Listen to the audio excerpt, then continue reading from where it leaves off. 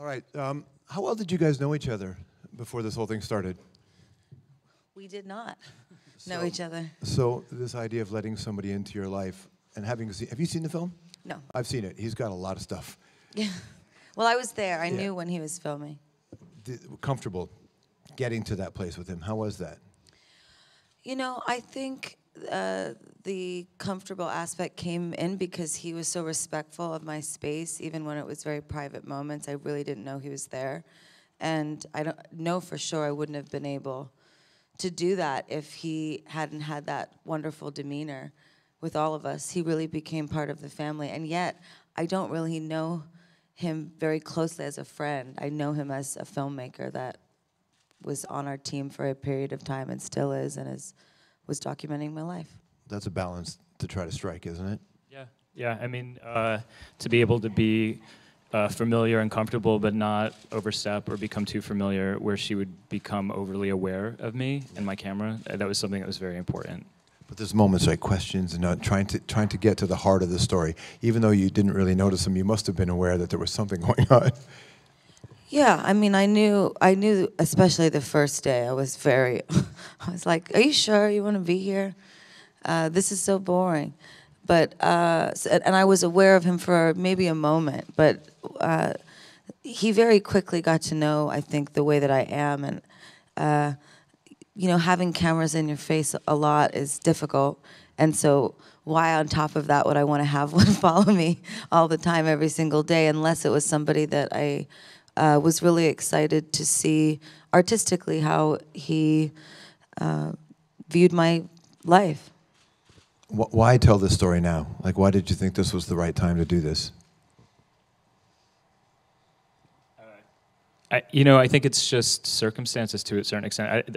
I never got the impression from her that she was needing a documentary. In fact, she was kind of a reluctant participant to a certain extent the whole time, and still is.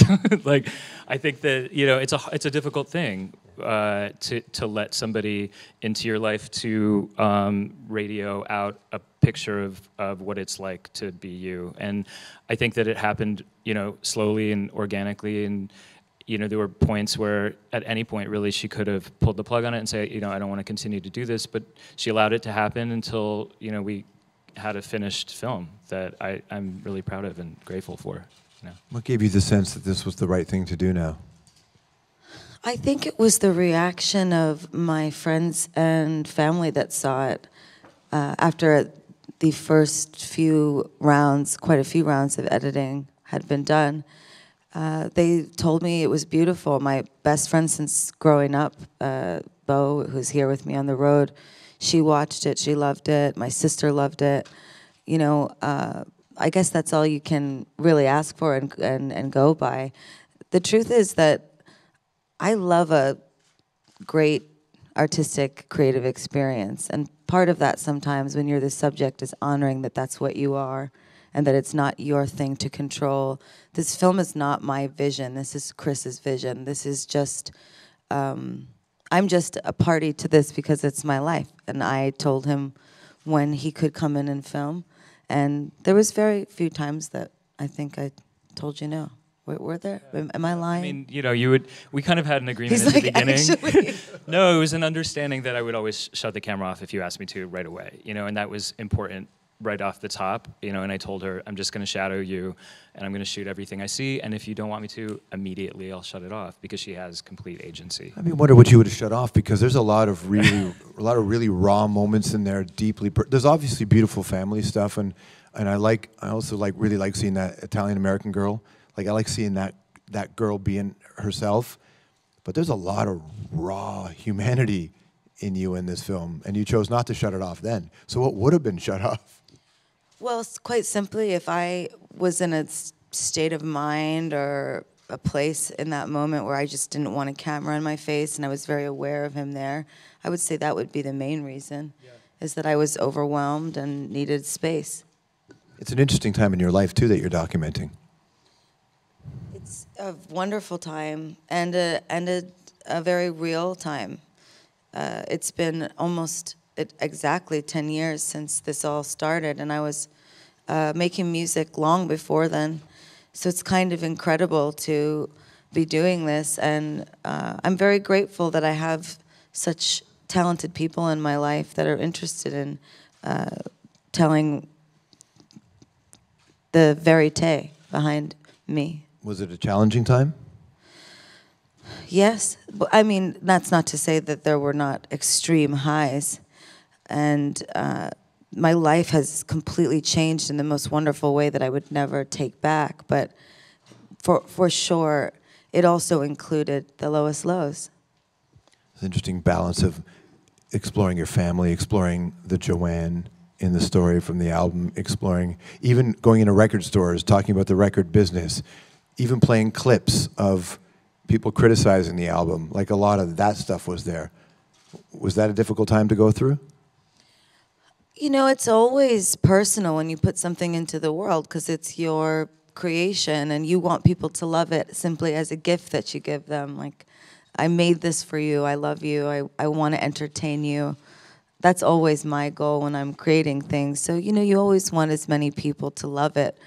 But I wouldn't say that it's because of what that means for me. It's more about my true passion as an entertainer. I truly love to make people happy through what I do. And when it lands, it's pretty special. But when if you hear anything negative, how do you respond to that? Well, actually, I mean, it always lands, no matter what. Because whether a few people don't like it and some people like it, there's always going to be someone that doesn't like what you do. And I'm not in the business of trying to make you all like me. I'm in the business of creating fantasies and music and experiences and theater and art that inspires people, hopefully. And the most important thing to me in my career has always been spreading a positive message. And I'd say that's my most favorite thing about what I know I have heard this film to be about, is that there is a positive message behind it and me as a woman, and I'm happy to show that. I think it's important for artists, not just for me. Right. In these times, too, is it even more important when it's a challenging time out there politically and socially? Yes, but I don't think that necessarily this film is meant to be a political or social statement about what's happening in the world right now. I think you'd have to ask Chris. But, yeah, no, it's definitely not that, but I've seen it as know, an artist and an artist's role in this time to kind of really be there for their audience. You know, I'd love to say that that's what this is, but I didn't make the film, so it feels like a contrived answer because it's Chris's film. And the idea, I believe, you can answer, but what did you want people to feel from this movie? Yeah, I mean, I think that you show so much humanity in the film, and because so many people look to you for direction, and it's just a fact, like people all over the world, you know, you never took for granted your position and your platform, and it comes out in your music and it comes out in interviews, but this was a way to kind of like consolidate a lot of that vision and let people have access to you as a person. And I think you know, in a lot of ways people will learn from it. Yeah, there's empowerment in it, and that's, I think, a really important part. Is watching her and everybody around her do it. Yeah. I mean, she's very aware of her role and her platform, and how young women and girls in particular see her, and she was, you know, aware of that throughout, even in, you know, in the making of the film. Not to say that she was doing anything in any particular way, but, you know, I could see that she knows that power and influence. And so, again, for young women and girls, I think that there's a lot of, there's just a story of what it means to be both powerful and vulnerable, and be generous. And that's important, just to touch on the idea of vulnerability, you know. The most important thing to me in this whole process is that this film or documentary didn't come across like a big commercial for me of, you know, everybody watching it and seeing how perfect I am and how perfect my career is and how perfect every little thing that I do and touch is, because that is just simply not true. Mm-hmm. And that would be not in line with everything that I am as an artist. I think the most important thing that you can be is authentic, and Chris is certainly authentic, and the moments were all authentic. This is a great moment where you talk about the Madonna situation, and I was like, oh shit, they put that in. You know, like that went in there. You probably don't know that it's in there, but it's in there. Oh, I know it's in there. I'm just not sure what it's going to sound like. I mean, you know what? I loved that moment as it was happening, and I wasn't even sure whether or not it would make it in the film. But for me, like, it felt like it was a way for people to really understand what kind of woman she is because of the position she took, and it was so measured and thoughtful. And you know, I knew people would like ping on it because it's kind of juicy, but really, it's not. It's not like that. It's actually about kind of morality, which I thought was cool. There's a scene in the film where all of a sudden addressing the Madonna situation, and Lady Gaga just says, "Like I'm Italian from New York. Like if I had a problem with somebody, I'd tell it to their face." You know, and it was this really human, raw, just moment where somebody was saying, "Like, why are you coming down on me for this?" I thought that was a nice choice. We'll get a couple questions in here. Karen, you have a question, right? Yeah.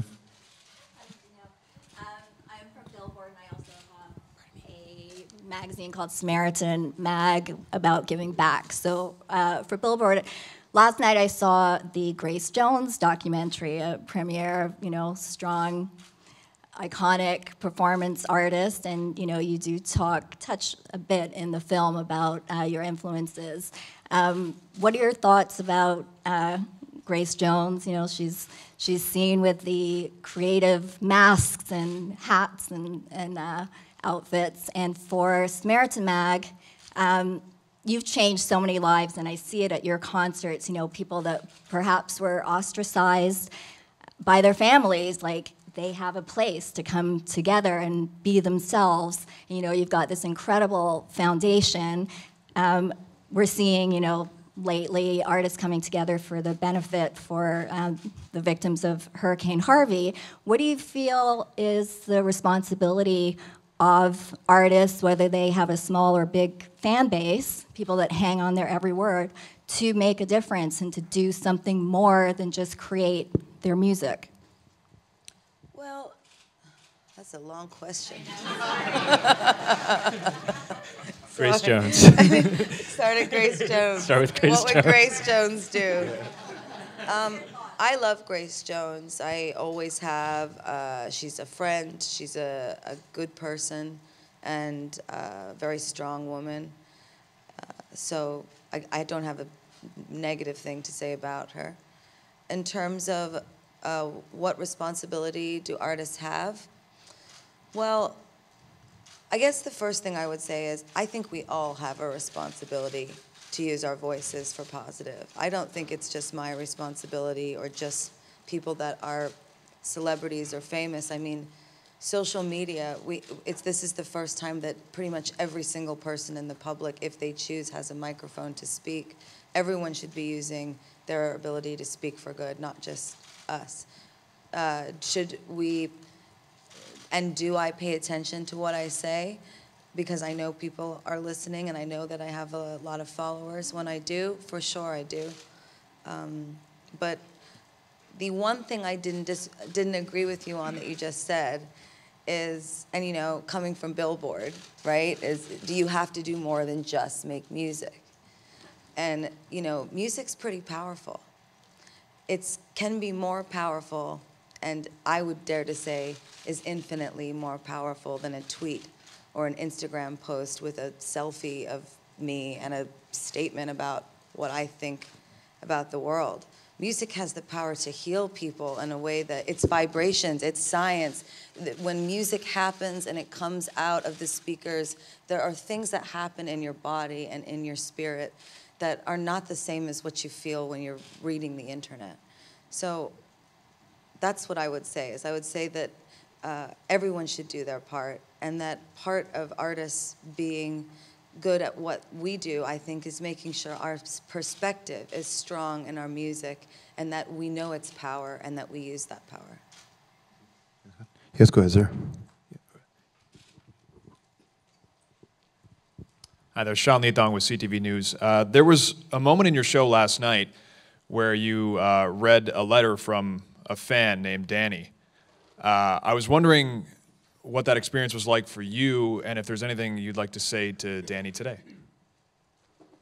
That was a wonderful, heartwarming moment in the show. I am so, I am saddened on one hand to say how many letters like that I get of kids that are in pain, that are going through difficult life experiences, and yet I'm so grateful that I get to have that very close, intimate relationship with them, even on stage where there's 15,000 or 40,000 people watching. Danny's letter was beautiful and very special, and what do I have to say to her? That, struggling in a family with addiction or loss or grief or mental health issues, anxiety, these are serious things, and it's really good to reach out, and it's really good to tell your story. And I would just thank her today for sharing that story with me and so openly kind of watching and letting me read it to that whole room so that they could be inspired by her strength. And that letter from Danny, that's exactly why I do what I do. I mean, if I had to put it in one moment, it would be the one that you saw last night. Maury, go ahead. Maury had Anna first.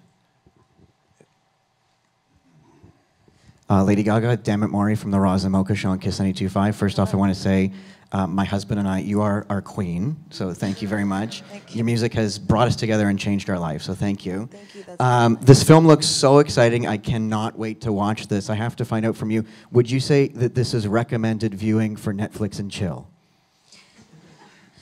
Yes, I would, except it's not a series, so you can't binge watch it, but you can watch it all the way through. And but I haven't seen it, so I think it's something for anyone who wants to watch a documentary about a female artist. And I think it depends on how you define Netflix and chill today. Go Yeah. ahead, ma'am. Hi, I'm Julia Cooper from the Globe and Mail. Gaga, I was wondering what it was like to open up about the chronic pain that you've experienced, and also for Chris, what it was like to film those scenes.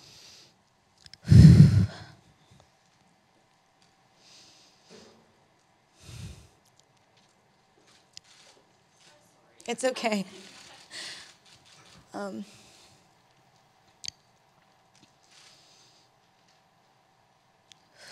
It's hard, but it's liberating too.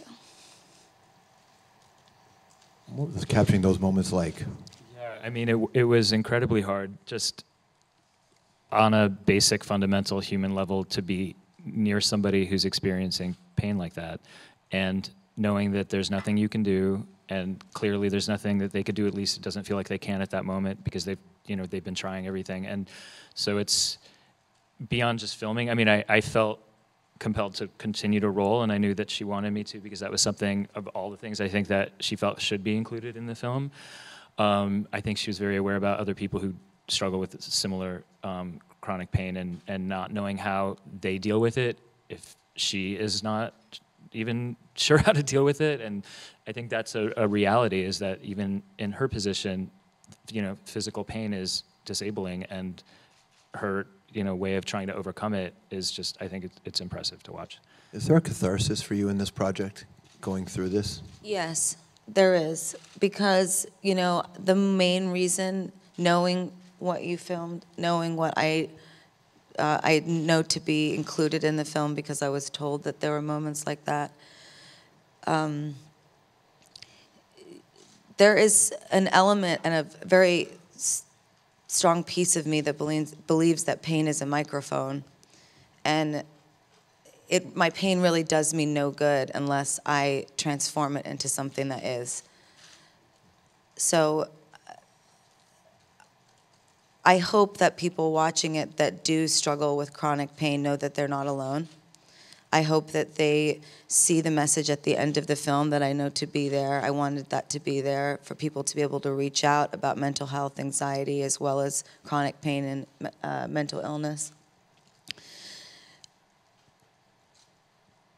And you know, it's freeing for me because, and I mean to say this because I want people that struggle with it to hear me, there is a degree of self-deprecation and shame that goes along with feeling in pain a lot.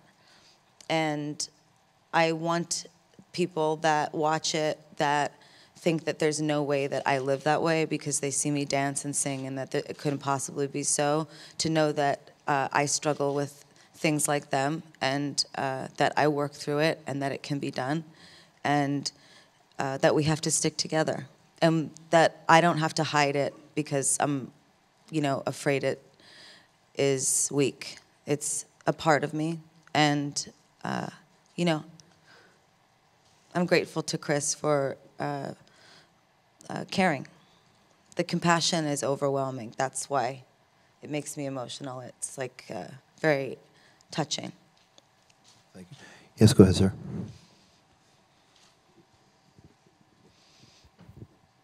Hi there, Gaga. Sean Plummer from In Touch magazine. Hello. You've accomplished so much professionally, and this film showcases that. It also showcases your personal side. Personally, what do you hope to do in the next year, 5 years? What are you looking forward to? I'm going to take a rest. How long? I don't know how long. That doesn't mean I won't be creating. It doesn't mean I don't have some things up my sleeve that I'm not going to tell you today. But I'm looking forward to reflecting and slowing down for a moment and healing, because that's important. It's a big part of this film too. It's where your life could be, where you want it to be when you hit a birthday milestone. That's a big part of this. Is it? When did that start to creep into your head? That crept into my head before this film. You know, doing the Super Bowl this year was kind of like, as much as it was for the fans and as much as it was for the world, to entertain the world, as I said, this is my most important and favorite thing to do, is to entertain people and make them happy. It was also for me. It was like, I'm going to take this. Everything that I've worked for, that I've claimed, that I have believed in, the message that we've all spread together, I am going to put this trophy on the top of Everest and do it for myself. And it's almost like the Super Bowl and this film are like a hedge of protection on my legacy of the past 10 years. And it's a nice place to be because I am surrounded by such wonderful people. Is it a validation? Is that important to you? I feel validated from within. Yeah. I don't think it's healthy to look outside to other people for validation. I think it's much better to focus on the inside of you and validate yourself. I work hard, and I'm proud of the hard work that I do. All right. Thank you so much for your time. I really appreciate Thank it. you. Thank you very much, Chris. We're out of time. Thank Thanks, you. everybody.